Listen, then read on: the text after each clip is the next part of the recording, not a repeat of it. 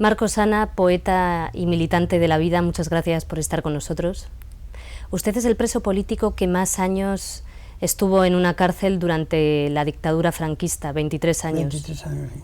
¿Cómo se vive eso? Y condenado a muerte. Y condenado a muerte. Bueno, pues yo creo que siempre se sostiene uno por la fuerza de las ideas, ¿no? Porque la cárcel para nosotros fue una universidad y para mí también. ¿Y allí se acerca usted a la poesía? Sí, me empecé a escribir mis primeros versos y conocer la carpintería del poema, ¿no? Sino nada más porque una vez estaba en celdas y se me ocurrió empezar a rimar cosas allí, y ya cuando salía al patio general, pues compañeros que ya conocían las cosas y pues me dijo, pero está bien, te falta un poco dominar la carpintería, pero tal y cual, pero empieza, y empecé a escribir y así ya, para mí luego fue una necesidad ya seguir escribiendo. Cuando sale usted de la cárcel, al principio los espacios abiertos le provocaban incluso mareo. Sí, me provocaban hasta mareos, ¿no? Porque los médicos que me observaron eso en París, sobre todo cuando llegué a París, y me estuvieron tratando y dijeron que el nervio óptico se había acondicionado a espacios cortos y verticales. Y por eso, claro, cuando iba a hacer una vida normal, con espacios abiertos y tal, pues claro, me mareaba muchas veces hasta el vómito, ¿no? Y yo creo que la época más difícil de mi vida no fueron los años de prisión, fueron los años de adaptación a la libertad, ¿no? Yo me acuerdo que en una reunión con la Unión de Mujeres en Francia me preguntaron, bueno, después de tantos años de cárcel, cuando has salido, ¿qué es lo que te ha chocado más? Digo, pues los automóviles y las mujeres. Son las dos especies que he encontrado con las líneas más cambiadas, ¿no? Y me acuerdo que había una viejecita que estaba allí y me dijo, pues atención muchacho, que esas son las dos cosas que te pueden atropellar. Qué buena anécdota. ¿Y cómo fue la relación? Se cumplió, claro. Porque, ¿cómo fue la relación con las mujeres? Pues muy difícil a lo primero, muy difícil, porque parecía que no me costaba trabajo reaccionar y tal, y lo pasé muchas veces, estaba lleno de vergüenza. Usted sufre la guerra civil, la represión, todo. La cárcel, Claro. El exilio. ¿Qué personas le marcan en toda esa época, primero en la cárcel y luego en el exilio? Bueno, pues me marcan más que una persona así singularmente, que sea difícil encontrarla, porque todos manteníamos un nivel de dignidad envidiable allí. Es el conjunto de la gente, ¿no? Lo colectivo, ¿no? En lo que me conocía, luego también cuando salí en libertad tuve ocasión de conocer a muchísima gente, ¿no? Pero ya en otro campo, ¿no? Por ejemplo, conocer a Allende, conocer a Pablo Neruda, conocer a Rafael Alberti, a María Teresa León, en fin, toda esa gente lo conocí, ¿no? A Olof Palme, el que era entonces presidente de Suecia, yo que sí, era la gente más importante de la época. A Charles Chaplin lo conocí también. Y bueno, fue una pequeña compensación, ¿no? Después de haber estado tanto tiempo ahí encerrado, pues tuve la posibilidad esa de conocer a la gente más importante de nuestra época. De Pablo Neruda se hizo amigo. Sí, fuimos amigos, sí, pasé con él temporadas en Isla Negra, ¿no? Me invitaba y pasé con él bastantes temporadas allí.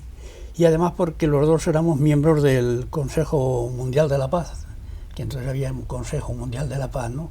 Y los dos pertenecíamos al Consejo, él por Chile y yo por España, ¿no? Y eso nos permitía que por lo menos cada mes nos reuniéramos, ¿no? Y sí, con él hice muchas amistades. Me acuerdo que una vez estuvimos en uno de esos viajes, dijeron que los que quisieran ver Mauthausen, en el campo de Mauthausen, ¿qué tal? Y en 2 autocares fuimos allá a Mauthausen, ¿no? Y cuando yo vi aquellos campos y los crematorios todavía que continuaban allí, yo pues no pude contener las lágrimas, ¿no? Y me acordaré que Pablo llegó por detrás, me cogió la mano, porque Pablo era muy grande, ¿no? Me cogió y dice, Marcos, dice, parece mentira que un hombre que ha sufrido lo que tú todavía le queden lágrimas. Y claro, y me quedaron lágrimas para llorar por muchas cosas, ¿no? Usted siempre ha sido comunista. ¿Cómo ha vivido la militancia? ¿Qué es la militancia para usted? ¿Cómo la concibe? Bueno, yo ingresé en las Juventudes Socialistas primero en el 36, en febrero del 36, ¿no? Y fui militante socialista. Y luego después se produjo la unidad entre los comunistas, jóvenes comunistas y los jóvenes socialistas, que se llama la JSU, Juventud Socialista Unificada. Y yo participé en ese proceso, que fue en abril de 1936, y milité así, pero luego después ya, aparte de eso, de militar en la juventud en la JSU, pues ingresé en el Partido Comunista, ¿no? Y yo creo que eso es lo mejor que me ha ocurrido en la vida, ¿no? Porque gracias a ser comunista, pues he podido sobreponerme a muchas cosas que he tenido que vivir, ¿no? Porque hay una mística también revolucionaria, no solo la que tienen los cristianos, ¿no? Hay también una mística revolucionaria que te ayuda en, por ejemplo, cuando yo estaba siendo torturado en la Dirección General de Prisiones, ¿no? Y te echaban como un trapo lleno de sangre. Allí, pues yo pensaba en, me acuerdo que estando en una celda de esas, después de haberme torturado, pues alguien me tiró por la rejilla de la celda un papel, me fui a arrastrar a recogerlo y entonces era una hoja como esta, pero arrancada de un libro, que era una fotografía de Lenin, que se veía que estaba arrancada en el libro, ¿no? Y digo que hay una mística, porque yo cuando tuve aquella fotografía, yo ya quedé tranquilo, dije, no, esta gente no podrá conmigo. En los años 70, ¿cómo vive usted los movimientos que comienzan a surgir en el Partido Comunista con respecto a lo que hace Santiago Carrillo frente a la facción más próxima a la Unión Soviética? ¿Cómo vive usted todo aquello? Bueno, aquello lo vi, es que eso es muy difícil de explicar, ¿no? Porque en primer lugar para mí la primera opción era el partido y tal. Luego después se produjeron algunas desviaciones y nunca estuve yo de acuerdo con la sumisión que había hacia la Unión Soviética y nunca estuve de acuerdo con todo lo que significaba, pues he sido siempre muy crítico para todo, muy crítico, hasta tal punto que yo, por ejemplo, nunca, siendo comunista, nunca he estado orgánicamente en el partido, porque no he querido. Y yo le decía, es que yo soy más útil así. Pero no he sido un comunista de cuartel, nunca, ¿no? He sido un comunista en las ideas, pero no he estado fuera siempre de esos cinturones tan estrechos que muchas veces tenían que llevar los militantes, ¿no? Esta mañana me encontraba con una mujer que me decía que no quiere morirse sin recuperar los restos de su padre desaparecido. Somos un país con más de 100.000 desaparecidos. Llegó la democracia, pero la impunidad de los crímenes del franquismo persiste hasta día de hoy. ¿Cómo vive usted esto? Lo que se llamó la transición, en realidad fue casi un decreto contra la impunidad. O por la impunidad. Quiero decir, lo que se llamó la transición, en vez de que sirviera aquello para pasar página, pero sin haberla leído, que es lo que hicimos, no. Compré para que no con un espíritu de venganza, porque nunca hemos sido partidarios de la venganza en el término ese más frío, pero sí por lo menos para que las cosas estuvieran en su sitio, ¿no?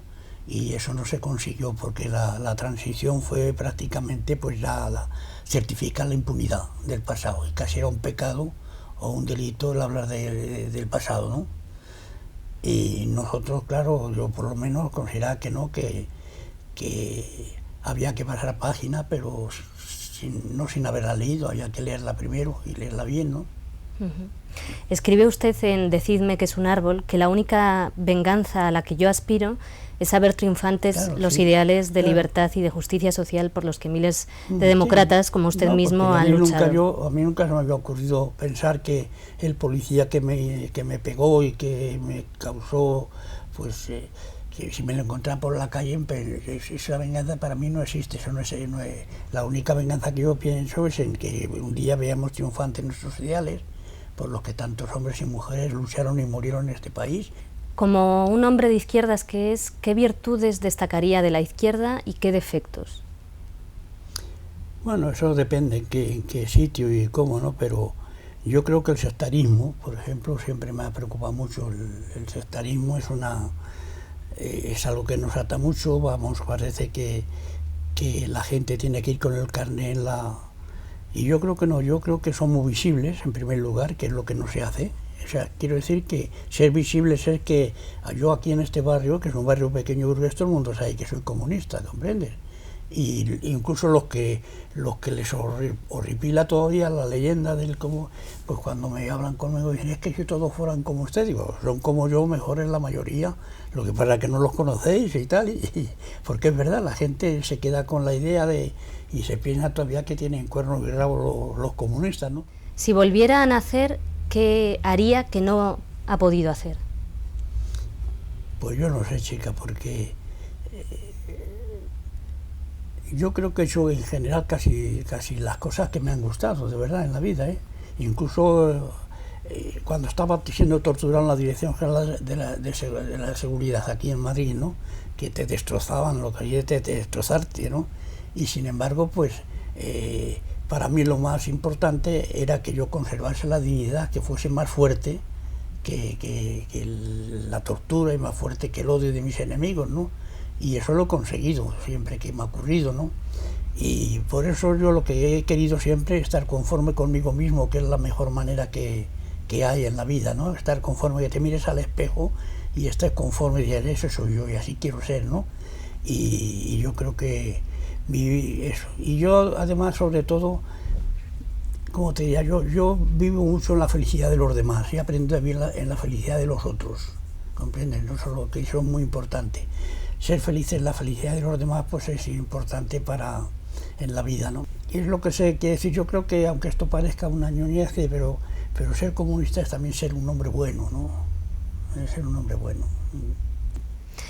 Marcos Ana, como poeta y como militante, con sus 95 años que tiene actualmente, que está fantástico, ¿qué le diría a esos jóvenes Marcos Ana que puede haber por ahí, amantes de la poesía y militantes? ¿Qué les diría sobre la vida? No, ¿qué les diría y qué les digo? Porque yo voy a hablar a muchos institutos, voy a hablar a muchas asambleas de jóvenes y bueno, pues el otro día tiene gracia porque estuve en una escuela que eran chicos y chicas de 8 años, ¿no?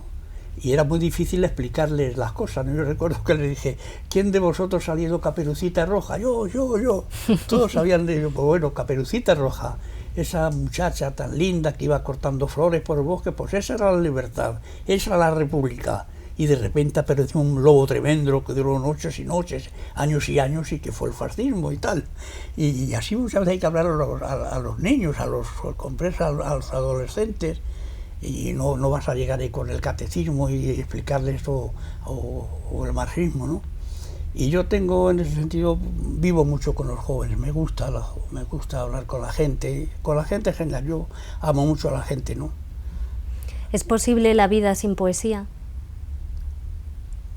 Bueno, pues sí, porque no hay gente que no, a lo mejor la poesía de un jornalero que no sabe ni leer ni escribir, sin embargo la poesía es su propia vida y su generosidad y su comportamiento en la familia y qué sé yo, ¿no? La poesía no es solo escribir poemas, ¿no?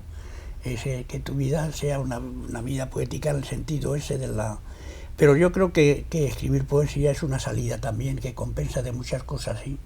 Como leer solamente. Yo siempre le digo a los jóvenes que quiero que lean, les regalo libros y tal, porque es muy importante. A mí los libros me han salvado muchas veces de situaciones difíciles, ¿no? ¿Y sin amor? ¿Es posible la vida o incluso la militancia sin amor? Sin amor. Hombre, yo supongo que, no sé, el amor yo creo que tiene todo el mundo, ¿no? Ahora, estar enamorado... Yo estoy enamorado de la vida y estoy enamorado también de mi compañera y estoy enamorado de mi hijo y estoy enamorado de... Yo creo que sin amor es difícil vivir porque te convertirías en un monstruo, ¿no?